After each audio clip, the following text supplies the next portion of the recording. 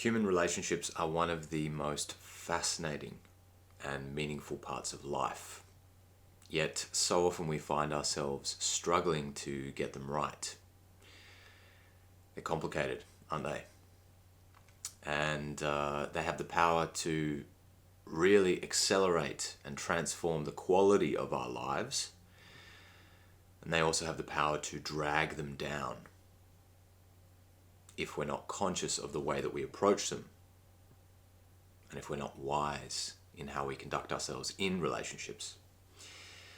So in this episode, I want to discuss this idea of consciously approaching relationships, what that even means, and how we can start to have a strategy towards bringing more awareness, more maturity and wisdom into the relationships that we have in our lives.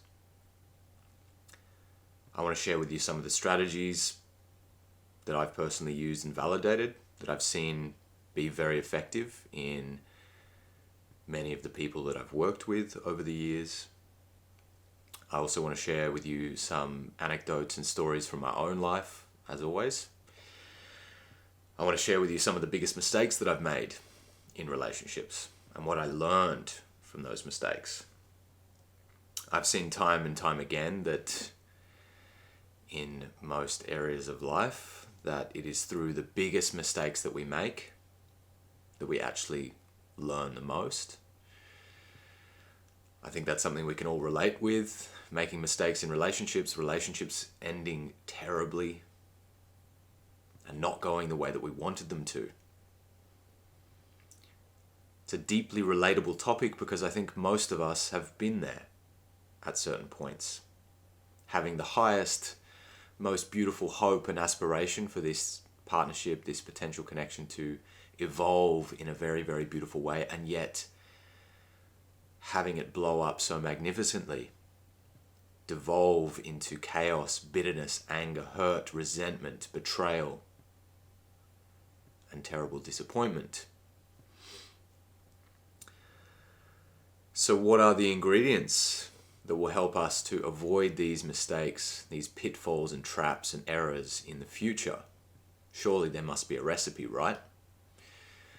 Well, as it turns out, there is in fact a recipe or multiple recipes. There's very tried and tested principles that we can follow to approach relationships in a much more conscious way. My name is Jasper Brown. Welcome to the Conscious Masculine, and in this episode, I really want to start off by sharing a little bit of my own personal experience. I've had a number of long-term relationships in my life. Some of those have been beautiful, magical, amazing experiences, and some of them have been tremendous disappointments, learning things the very, very hard way, making massive mistakes. And all of them have been a combination of these two ends of the spectrum in greater or lesser degrees. And as I've shared in previous episodes, my current relationship with Natalie has been fraught with challenges and difficulties, struggling to get things right, and triumphing. Managing to work through some of the biggest traps and pitfalls and mistakes that we've made and rebuild from a point of almost breaking everything apart multiple times to where we are now, with deep trust and deep intimacy. I've made a lot of mistakes in the past. I have lied, cheated, and betrayed. I've been cheated on, experimented with polyamory, multiple relationships with unequal power dynamics, choosing partners who I wasn't fully aligned with. I didn't have a full body fuck yes, and yet chose to pursue a relationship. That was a big mistake. Failing to be truly honest about my needs and my intentions for the relationships that I was in was also a huge mistake. Allowing unequal power dynamics to evolve, or allowing relationships to be built upon the foundations of unequal power, was a huge mistake, which ended terribly, led to a lot of heartache, a lot of pain, a lot of frustration and resentment building up. Many times I compromised my needs and my standards in relationships in order to keep the other person happy, which led to a lot of resentment and frustration and bitterness. The relationship becoming more like a cage and an obligation and a duty instead of an act of love and service and honoring and reverence for the beauty and the love that I shared with my partner.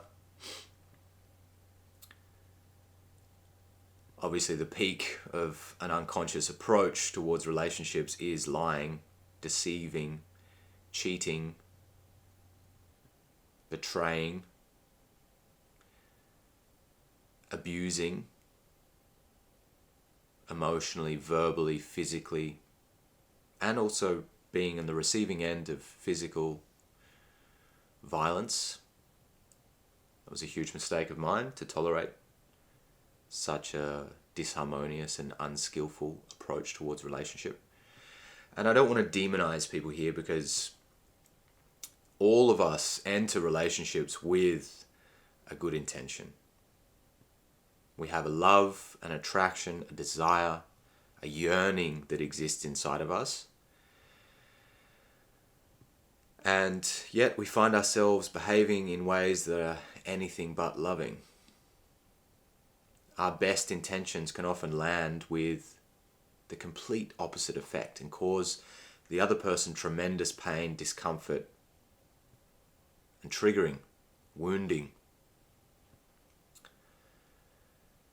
So it's not enough to have a good intention. We all have the best intentions going in. And yet we can be deeply, deeply unskillful in the way that we approach relationships. So within this episode, I really want to talk about the skills that really help us to approach relationships much more consciously. What do we actually need to learn? What do we need to understand? What are the principles that actually enable us to avoid falling into the most common traps and errors and mistakes? To actually be in alignment with the good intention that exists inside of us, with that deep yearning that is longing to create this beautiful, vibrant, healthy partnership, which is such a necessity for a beautiful, vibrant, healthy life. Relationships are this fundamental pillar that exists within our life, which nourishes us, supports us, inspires us to go out there and give our greatest gifts to the world. So we need to be able to create a healthy way, a conscious approach towards creating that kind of relationship. Otherwise, we spend all of our time getting sucked down, making these painful mistakes, constantly trying to put out the fires, trying desperately to heal things or to patch things up and repair things. And the biggest shame is obviously when it all falls apart. And we lose that time, we lose that person that we've invested so much in, and we have to start again. Now, of course, sometimes that's for the best.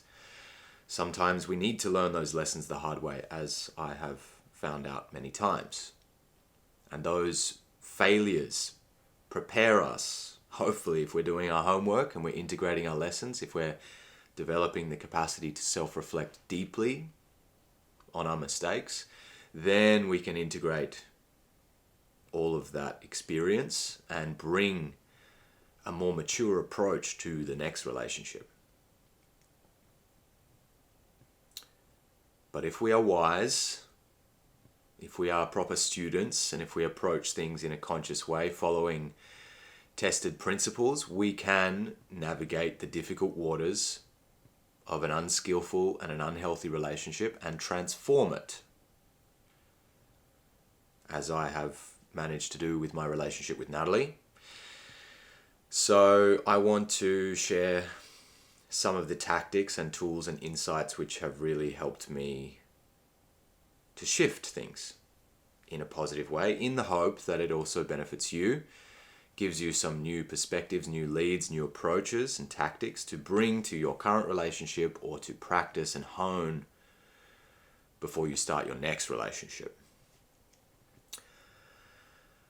So let's start by defining what a conscious relationship is, as opposed to an unconscious relationship, where I think this is a useful distinction to make. An unconscious relationship is one where we just approach things without really a plan. We fall into a relationship, we find ourselves seeking partnership with someone, not really having a structured approach, just doing what nature intended. Following in the footsteps of our parents, the other people, our friends around us, the other people in society, and following the generic model that everyone else does. We find someone that we like, we go on a few dates, we hook up, and we have nothing else going on in our life. This feels good, and we start a relationship. It's with this approach that we often find ourselves, if we don't have a deeper study and a deeper awareness, we find ourselves encountering all of the biggest traps. The main mistakes that I've talked about that I've made, these are very common. Very, very common.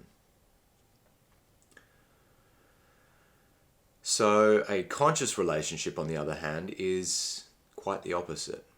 We are approaching this connection between us and the partner that we've chosen with a certain sense of awareness, precognition, a sort of idea of where we are going. We have a plan. We have structure. We have principles to follow. We don't just rely on winging it, quite the opposite. We know exactly what we want. We know where we want to go, and we have a plan of how to get there. A conscious relationship is, in a certain sense, a path for us to explore personal growth and development in concert together with another person. And if we approach it in the right way, a conscious relationship can be an incredible vehicle of transformation. Can be one of those things that really creates the ingredient, and I would argue that it's one of the fundamental pillars of a truly remarkable life. Because the amount of healing, the amount of growth and transformation that we can generate through a conscious relationship is tremendous. Because as I've discussed in other episodes, the people that we have closest to us, they're our most high resolution mirrors that we can use to reflect all of our stuff. And through their eyes, we get to understand ourselves. And for a person who's invested in personal growth and development, this is an incredibly powerful tool. To get this very honest, loving, supportive reflection, which sometimes comes with the difficult and bitter truth that maybe we don't want to hear, but we need to hear, that the other person consciously or unconsciously reflects to us, because the relationships we have are a reflection of ourselves. If we have an unconscious relationship and we have a dysfunctional or broken toxic relationship, that is a reflection of us. Because ultimately we are responsible for the relationship environment that we are creating. The other person obviously has their role to play, but we've chosen them. We've called them in. We've continued this agreement. We've invested. They've invested. Things have built in a certain momentum together. And it's not very conscious to simply blame the other person. It's all them. They're just a narcissist. They're the broken one. If only they started doing the work, then we would be okay. We need to be better than that. We need to, adopt this principle of radical responsibility in a certain sense. Because in doing so, we actually empower ourselves. We put ourselves in the driver's seat instead of sitting in the back seat and being a passenger or a victim to the circumstances and the environment that other people have created for us, and that we have unconsciously perhaps chosen. So in this direction of developing a conscious relationship, some of the biggest things that have supported me to become much more conscious in my approach is first and foremost developing my own level of consciousness.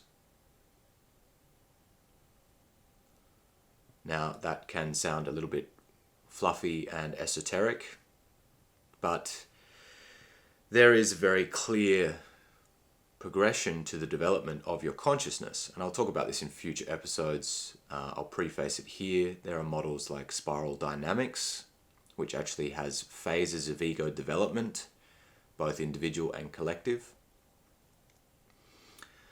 with very clear characteristics of your ego mind at every stage of development. So we can use that model to understand our own level of consciousness, what is the next level above us, what is the work necessary to get us from the level that we are onto the next tier.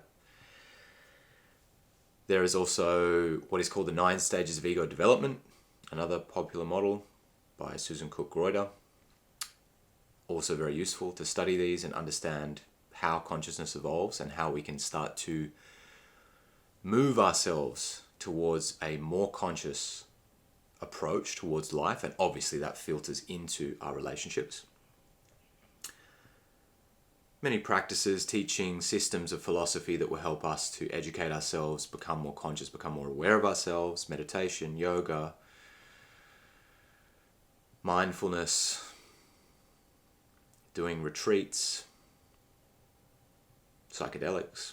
All of these things will help to raise our level of awareness, sharpening ourselves, self-study, self-inquiry. All of these things will help to raise your individual level of consciousness and make you more aware of yourself. Emotional intelligence work to develop this part of yourself, this relationship with yourself, is super crucial. I've done an episode on emotional intelligence. If that's something you want to understand in a much deeper and more nuanced way, go and check that episode out. It's got a lot of deep insights about that topic, so well worth listening to.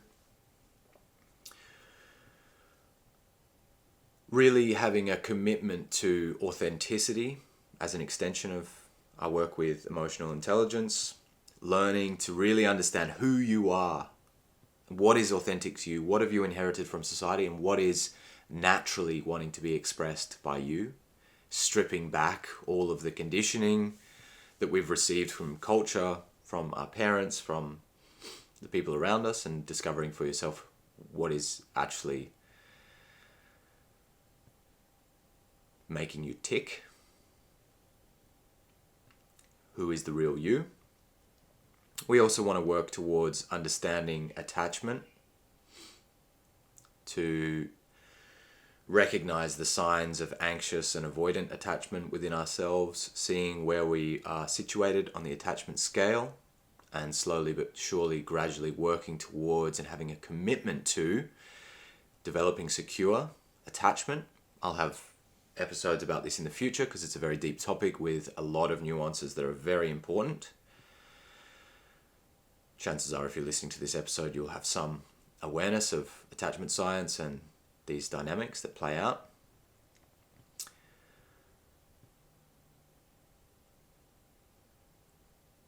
it's really important as well to have an intention in the relationships that you create. What intention are you bringing? This is what we don't have when we're unconscious. We're very kind of unconsciously following our needs and desires we want sex, we want company, we want companionship. We want someone to be there with us and to support us. So within a conscious approach, we have deeper intention. We have the desire, the deep commitment to choosing things that actually actively enhance the health of the relationship and the depth of the relationship, which establish the conditions for that relationship to grow and evolve over time. We don't want to just hook up with someone or find someone and tether ourselves to this person. We get married, we buy a house, we have some kids, and we kind of just go through the motions. Time ticks by, before you know it, 10 or 20 years have passed and you're absolutely fucking miserable.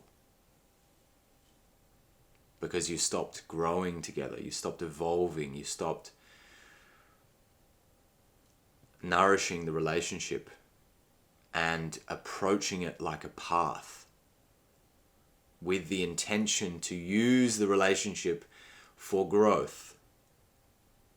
Instead, maybe you expected the relationship to make you happy, you thought it would, and it didn't.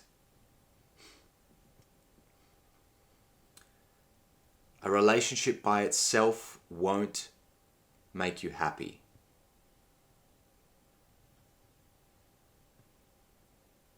You can be in a relationship and be absolutely fucking miserable. And I've experienced that more than once.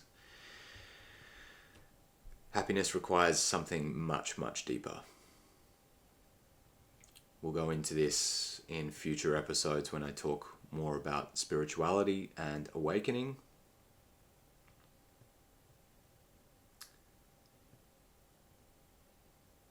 But for now, it's important to understand that our intentions truly matter when it comes to relationships. We need to be crystal clear about what we want and where we want this relationship to go. And that will help to iron out a lot of the unconsciousness. And by virtue of that, the mistakes that we inherently accidentally fall into. The next ingredient I want to discuss is presence. We need to have a deep state of presence that we bring towards the container of the relationships that we create. Presence for ourselves, to be really in touch with what we feel, what we need, to be really in touch with our partner, whoever that is, their feelings, their needs. And we need to bring presence to the structure of the relationship itself, almost as a third entity. We have ourselves, our partner, and the relationship, which is this somehow conglomeration.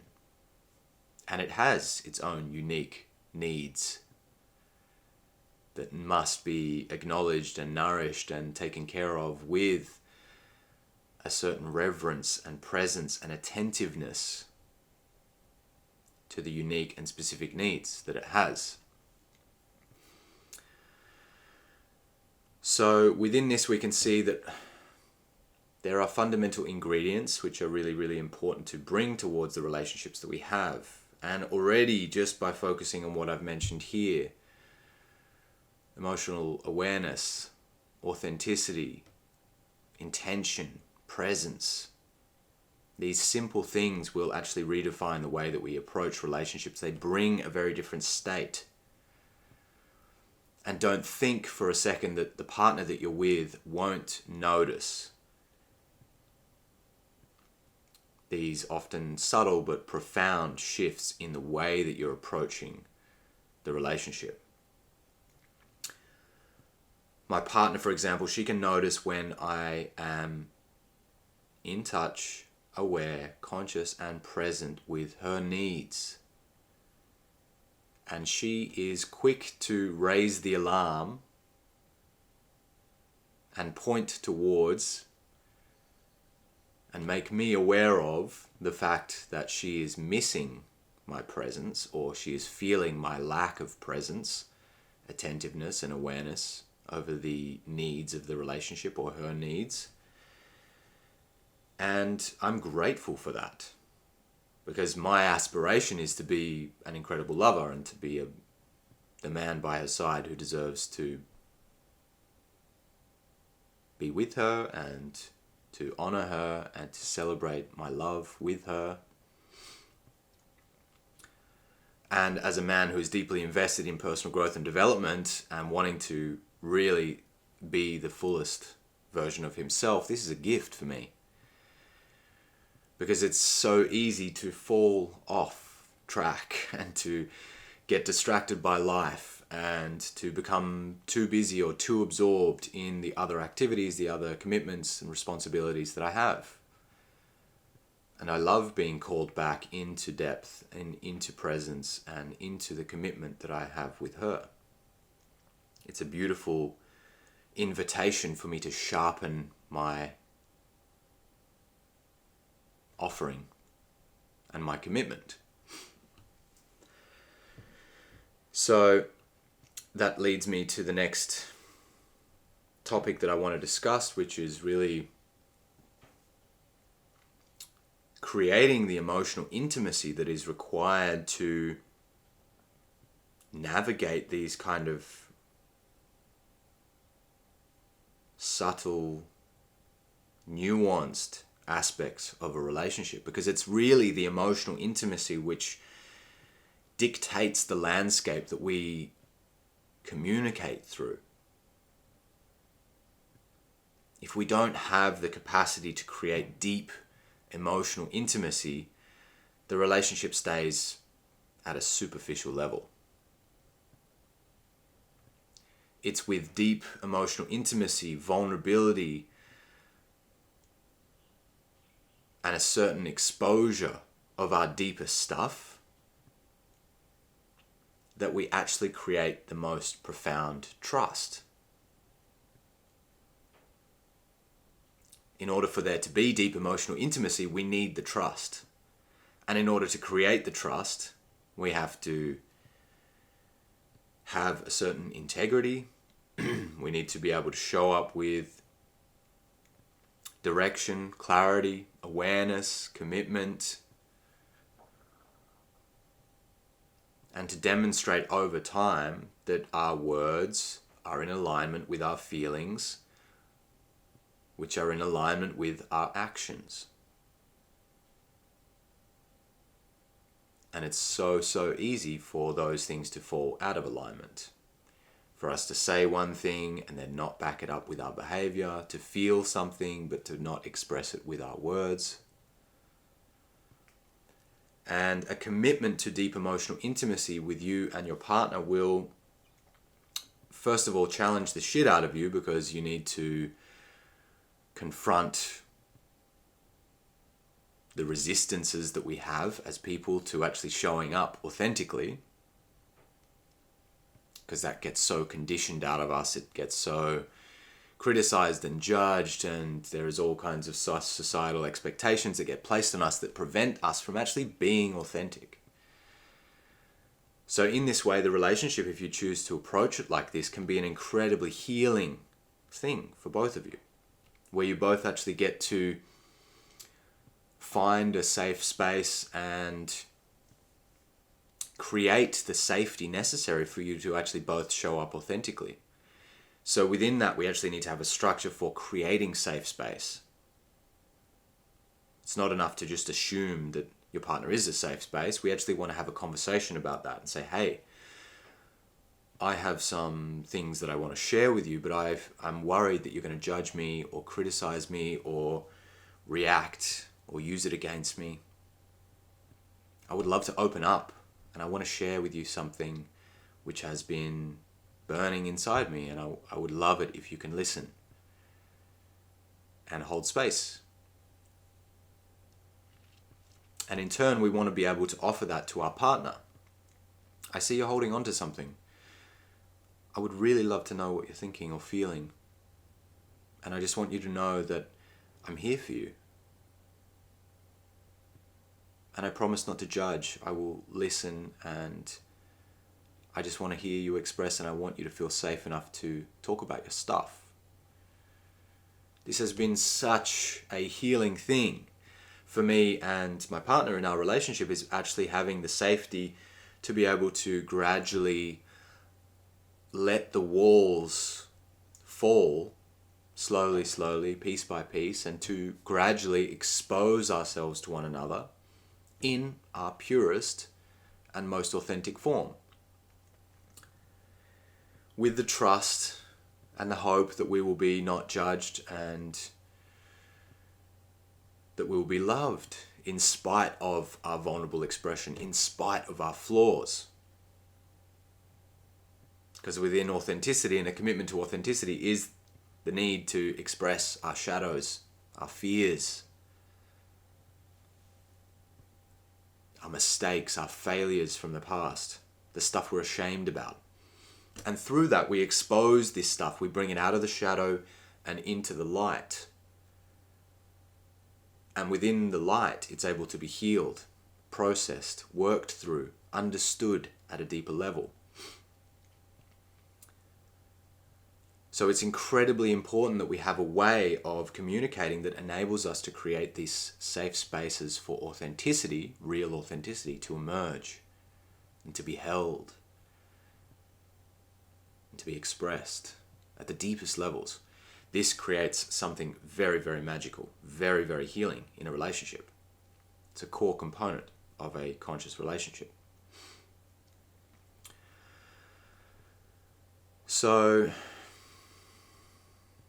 we need to be emotionally vulnerable. We need to be available to our partner, because that's the deepest language of our felt experiences together.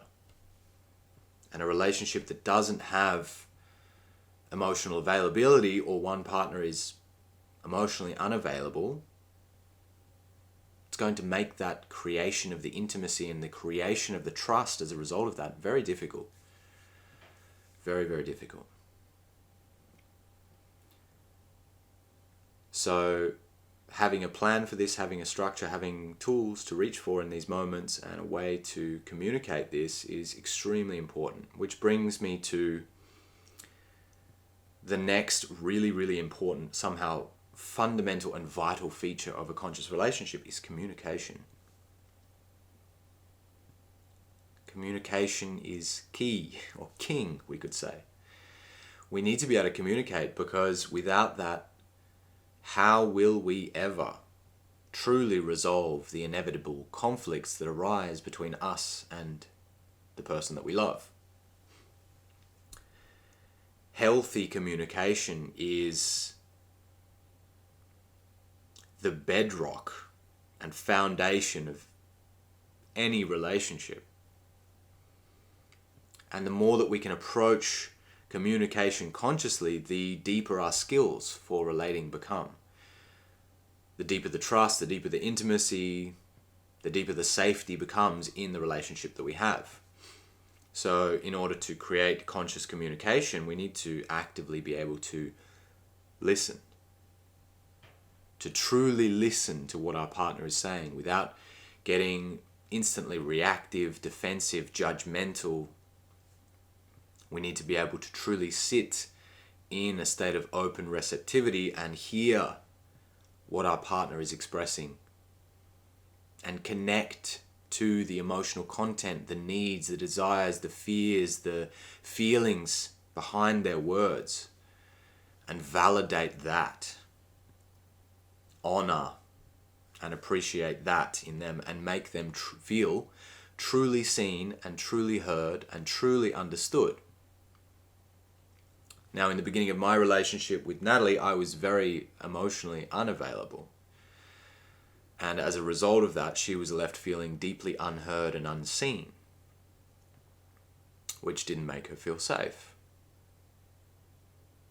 which created a lot of conflict, which I didn't know how to resolve because I wasn't able to communicate effectively. You can see how all of these things are tied together. We also need to be able to really express our feelings. If we can't point to what we feel, if we're completely unaware of what is actually happening inside of our experience, as I was, emotionally avoidant and somehow almost emotionally illiterate, I literally couldn't describe what I was feeling. I was just fine, just okay, good. I really needed to get clear on my ability to point and articulate and express what I was feeling. Super fundamental, right? I also needed to get clear on my needs. As a guy who was on the nice guy end of the spectrum, I actually didn't recognize myself as having any needs because I had been taught or I had been conditioned to believe that my needs were just something to be sacrificed in order to keep people happy, in order to please those around me and to win their approval and acceptance. So getting in touch with my needs was a very empowering step for me because I got to a stage where I realized actually my needs are important. Look at how I've just been sacrificing them and compromising them my entire life because I also wasn't in touch with what I was feeling, so there wasn't really any consequence for my needs not getting met. Something was off. I wasn't necessarily happy. Things weren't going my way, but I wasn't really in enough pain because I wasn't letting myself feel the pain of my needs not getting met. And when I finally did, a lot of pain, a lot of shame, a lot of resentment, bitterness, anger bottled up inside of me after decades of neglecting my own needs. Once I started to integrate and understand my needs, then I could start to advocate for my needs getting met. I no longer compromised my needs in order to please other people. I learned how to advocate for my needs to get met in a negotiation process with others, especially with my partner. And that is the backbone of developing boundaries in a relationship. You've got to know what you feel and what you need in order for you to establish healthy boundaries. Where do you draw the limits around your relationship? Where are the lines that cannot be crossed or that you don't accept something? If you're unclear about that stuff, your boundaries are getting walked all over all the time. You're barely even aware of it, and yet it feels wrong. It leads to deeply unsatisfying outcomes in relationships, and then you wind up accepting all manner of things that you shouldn't. And you also perpetuate similar patterns in the opposite direction towards your partner. But as you become more conscious, you start to iron out those crinkles and have much more respect for your own, as well as the other person's boundaries, needs, standards, and feelings. Which really helps you to start to approach conflict as a tool for growth. Because conflict is inevitable in a relationship. It's part of learning to exist or coexist with other human beings. We're going to rub and bump up against each other. We're going to trigger each other's wounds, sensitivities, preferences. And the way the human mind is structured, its somehow default operating system is to create separation, to get upset, to get triggered, to push the other person away, to start getting defensive, to get angry, to project our analysis onto them and start to ascribe them all kinds of labels: gaslighting, narcissist, avoidant, these kind of things. But underneath all of that is, as we've described, all of this emotional truth that's existing inside of us. The reality of the situation in conflict is we have two people upset, two people longing for reconnection, to feel understood and heard and seen, and yet fracturing apart can happen just like that, right? I'm sure it's happened to you countless times already in your life. So what if we approached conflict not as an inevitability, but as an opportunity? What if you had the skills to approach conflict in a way that created deeper understanding every single time, deeper trust every single time that you fought? You were able to repair effectively and stitch those wounds back together, correcting a lot of the trauma and mistakes and conditioning from your childhood and the lack of conscious parenting that you probably received, and started to heal a lot of the patterns that are playing out in relationships, because that is so often the case, no? What happened to us in our childhood, we drag it into the present moment, into the present day, into the current relationship. We project all of our wounds and our patterns that we've formed around our parents, the masculine or the feminine, onto our partner in the present moment and blame them for all of the things that we never received. When you start to see these patterns and how they all connect, you start to see that conflict is actually a tremendous opportunity to bring healing, to bring love, to bring the light of awareness, and start to pull all of that stuff out of the subconscious and bring it into an area, into a space that enables it to be healed. And conflict arises from unmet needs. And when you're in touch with your needs, you can start to communicate and advocate for your needs to get met in moments of conflict, and thereby ensure a form of healing to occur. And what a beautiful, noble gift to be able to offer that to your beloved. When she or he gets triggered, you're able to come with a mature and grounded and conscious approach that makes space for their healing to occur. Imagine what that does for a relationship if you follow this over years and decades. How much that transforms you through this amazing process for healing, because the wounds that got created in our early years, they are searching, they are calling out, they are screaming often to be seen, to be completed. Those lessons are stuck within our body, and a healthy relationship, a conscious relationship, actually creates the environment for those things to be mended.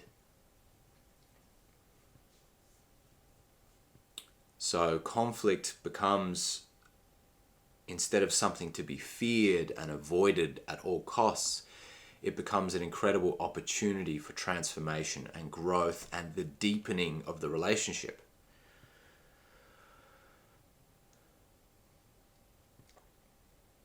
A few nights ago, Natalie and I had a big fight. Actually, one of the biggest conflicts we've had in quite some time. And through that process, we actually uncovered and addressed some areas of our relationship that were calling for greater clarity and for loving awareness to be brought to those areas. Okay, in the moment, it's intense, it's wild and fiery and kind of scary, because we don't know what is going to happen. There's so much uncertainty, emotions are flying around, and yet we've learned to take a breath, take space, process, think about it. We've both got practices that allow us to regulate the nervous system, be much more clear about what we need to express, to bring validation and empathy to each other, and we find a way to repair every time. Arguments that used to go for weeks or months now get resolved in a matter of hours, or at most a day.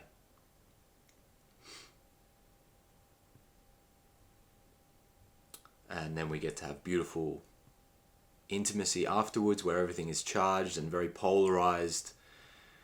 The relationship is given a renewed vibrancy and passion. And we trust each other more. We understand each other at a deeper level. And that's just fucking beautiful. Amazing.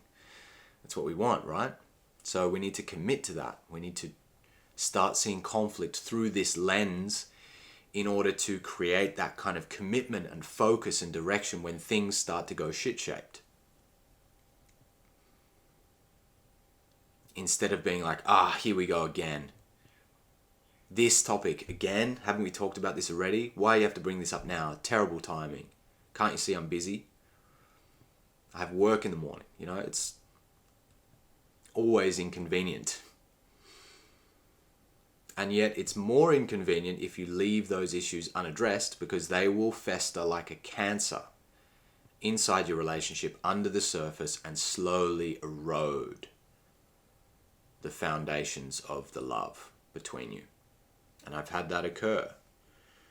It's occurred in this relationship in the past. It's occurred in previous relationships that toxified and eventually became completely untenable. So we need to see how the mechanism of conflict can really make or break the relationship that we're in. If we're able to bring a conscious approach, conflict is an asset. It's an opportunity for growth. If we're unconscious, it will be a cancer in our relationship and it will ruin it sooner or later.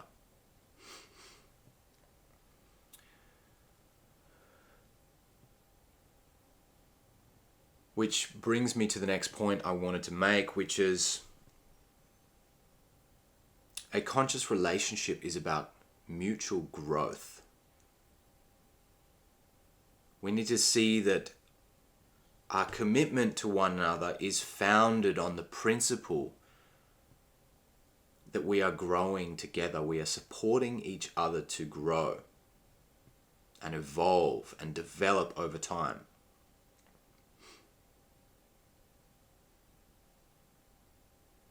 I don't see my relationship as a means to an end, to make me happy,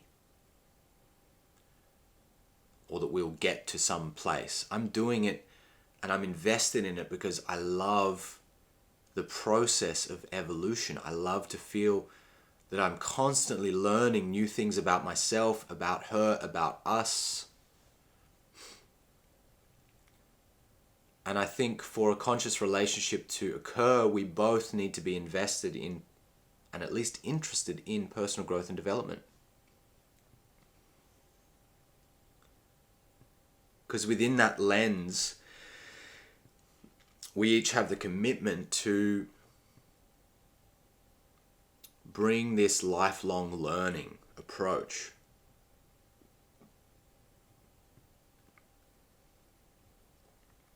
Where we are both committed and focused and on a path of conscious development.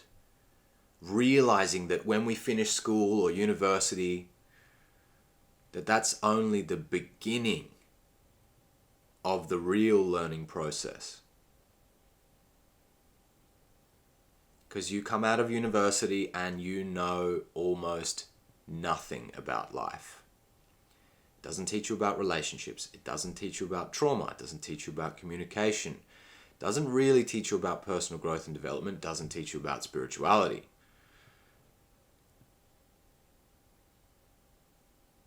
Doesn't even really teach you how to survive. in life, really. So once we leave those institutions, we have our higher education, then the real learning begins. We commit to a process of mastery, developing our skills, educating ourselves, finding our life's purpose, hopefully, in a way that we can intertwine our career with our life's purpose. And we commit to lifelong learning.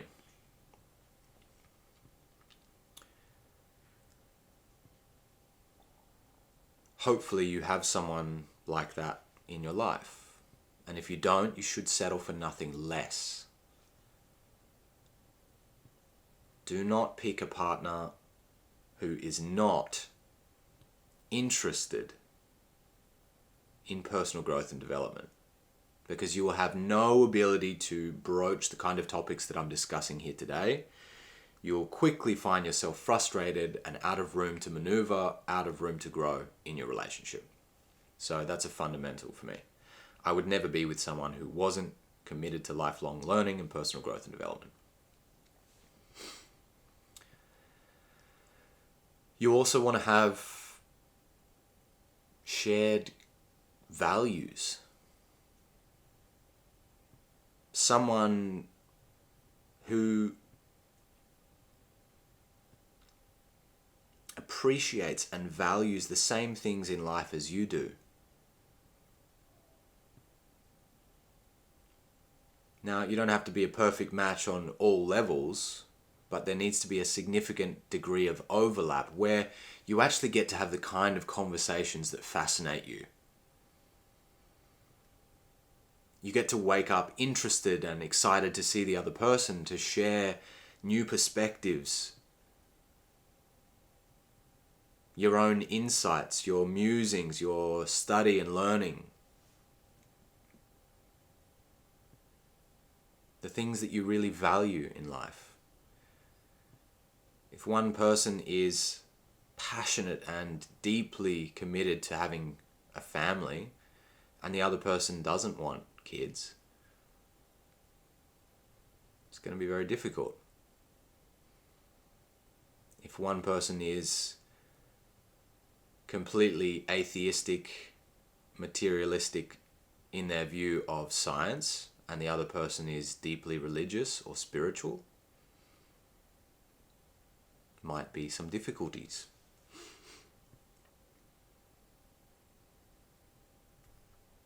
Understanding your values is a very, very important component inside or outside of a relationship, even if you just want to figure out your life and where your life needs to go in order for you to be truly happy and fulfilled by life. Understanding your values. What is most important in life to you? And find out what is most important in life to your partner, your lover.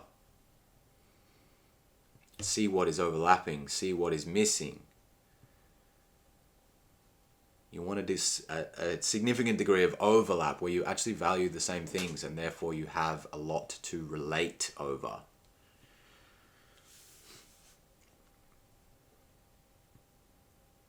And this will make it so easy for you to support each other's growth.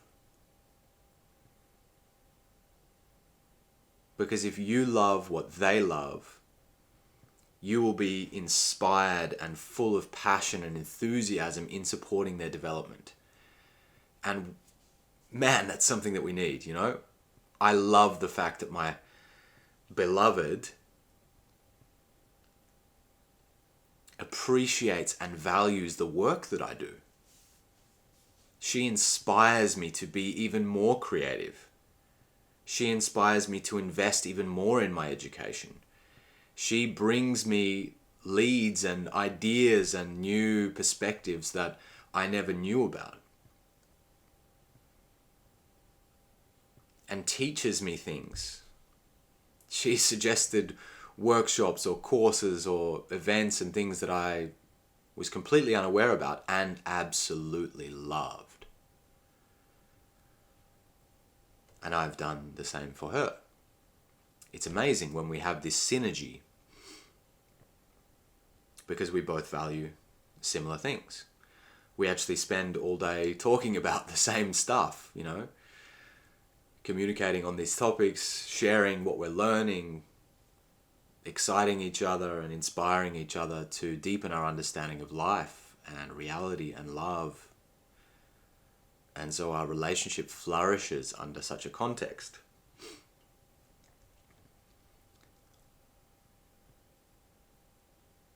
So these are the main ingredients that I wanted to share with you today.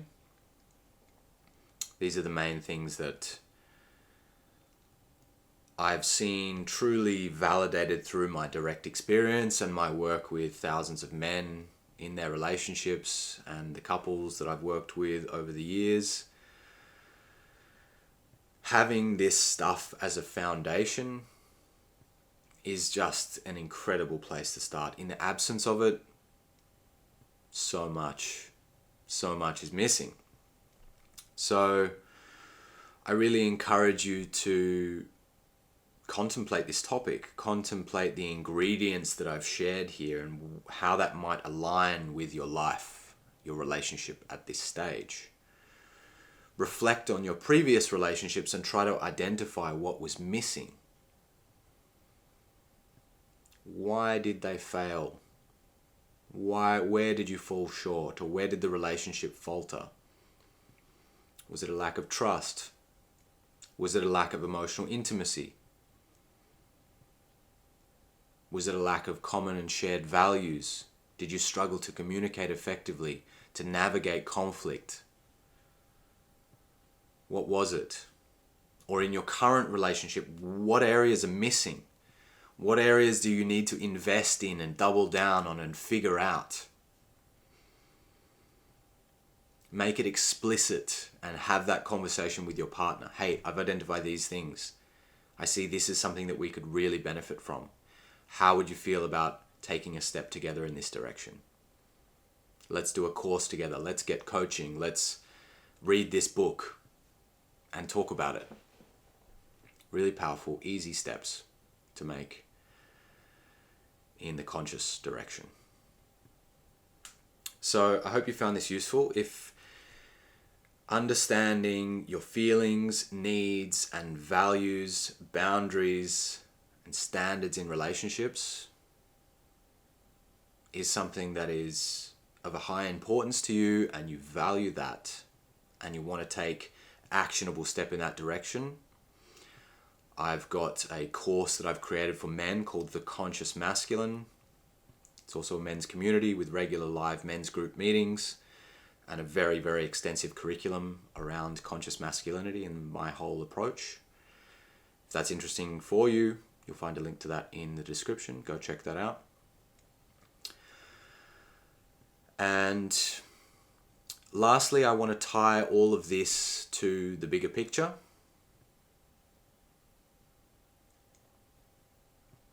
This is extremely important.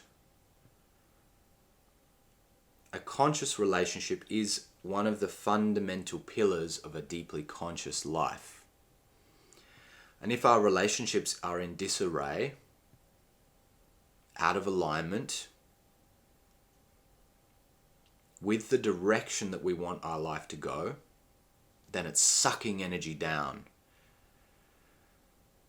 I invested a lot of time, a lot of money, a lot of energy into my spiritual growth and development. And at a certain stage, I recognized that my growth was retarded and held back, weighed down by the fact that my relationship was deeply dysfunctional. So I identified that it was very hard for me to go any higher and understand more when I was having one of the most important areas of my life completely underdeveloped. So getting that sorted, healing my relationship, developing a conscious approach towards it was one of the major life upgrades that I've made in the last 10 years. One of the biggest. That has since invigorated everything that I do because I now have a beautiful, harmonious love relationship that supports my life's purpose, my career and the meaningful work that I'm doing to contribute back to humanity. And those pillars then support my spiritual evolution and growth. I'm making sure that I have the emotional support, nourishment, love, and fulfillment there. So that need is no longer unaddressed. It's not neglected. It's fulfilled. And that supports this work that I'm doing. It enables me to have the structure and inspiration and the space and the environment that is in alignment with that. So they feed into each other and support each other. And those are two of the most important pillars in my life, that on top of which is built my spiritual growth and evolution, which wouldn't be possible if I didn't have the foundations set and structured and organized and strong.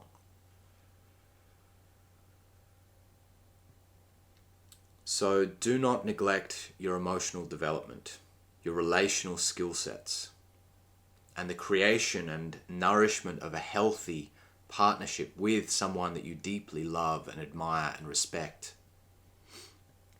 That will feed and nourish so much in your life. It will heal so much. It will teach you so many things, and from which you will continue to evolve and grow. And you know the saying, behind every strong and powerful man is a woman. And it's true in a certain sense. And especially for us men who are really invested in a deeply conscious approach to life, having a woman, a strong, conscious woman mirroring all of your stuff and lovingly inspiring and challenging you is an incredible advantage in this direction. So I hope you find this inspiring. Please leave a rating for this episode, follow the channel, give it a like. That really helps the content to grow and for me to reach more people with this work. I hope you feel nourished and inspired by this, the insights that I share, the energy that I bring, and this work that I'm doing. Stay tuned for more. We'll have another episode very soon, and I will see you guys in the next one.